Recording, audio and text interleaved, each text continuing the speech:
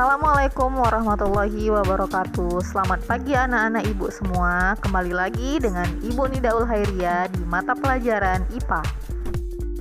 Hari ini kita akan mempelajari tentang materi sistem peredaran darah dan submateri tentang darah.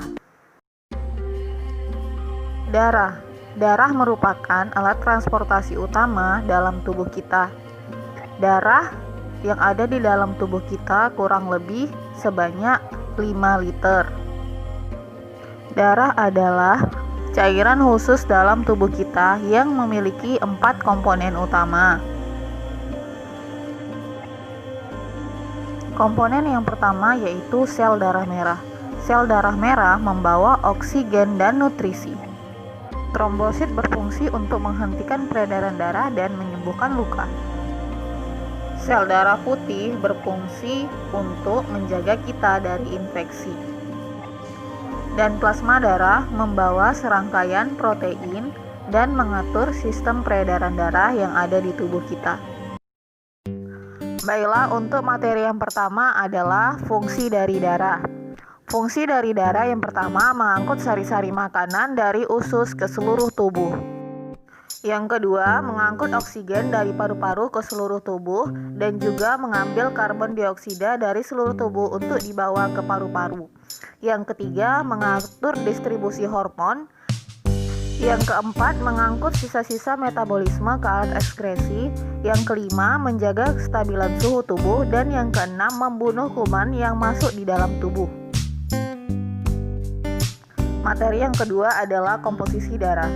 Darah terdiri dari plasma darah dan sel-sel darah.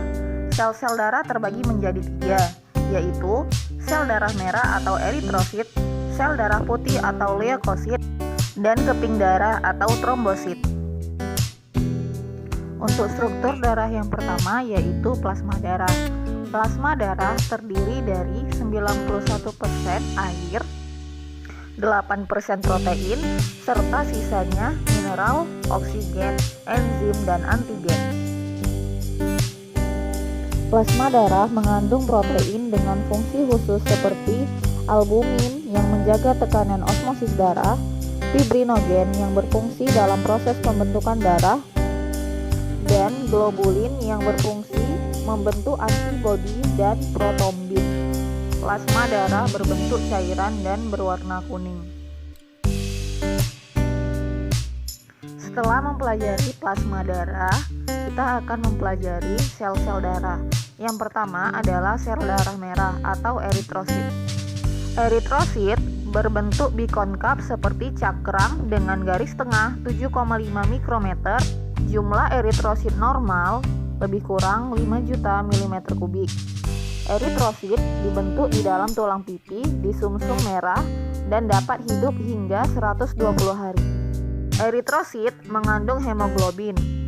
Fungsinya membawa oksigen dari paru-paru ke seluruh bagian tubuh. Kemudian ada sel darah putih atau leukosit. Leukosit memiliki inti sel yang bulat dan cekung dan mempunyai garis tengah sekitar 9-15 mikrometer serta mempunyai bentuk yang tidak tetap. Leukosit dibentuk dalam sumsum merah tulang, limpa, dan kelenjar limpa. Fungsi dari leukosit untuk melawan kuman yang masuk ke dalam tubuh dan untuk membentuk zat antibodi. Sel darah putih atau leukosit dapat dibedakan menjadi 2. Yang pertama, agranulosit. Yang kedua, granulosit.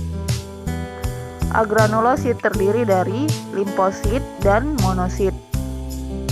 Dan granulosit terdiri dari neutrofil, eosinofil, dan basofil. Kemudian ada keping-keping darah yang disebut dengan trombosit. Trombosit bentuknya bulat atau lonjong, tidak berbintik, dan mempunyai garis tengah sekitar 2-4 mikrometer. Jumlah trombosit sekitar 300.000 tiap milimeter kubik. Dibentuk di dalam sumsum tulang. Umur trombosit kira-kira 5-9 hari dan fungsinya untuk proses pembekuan darah.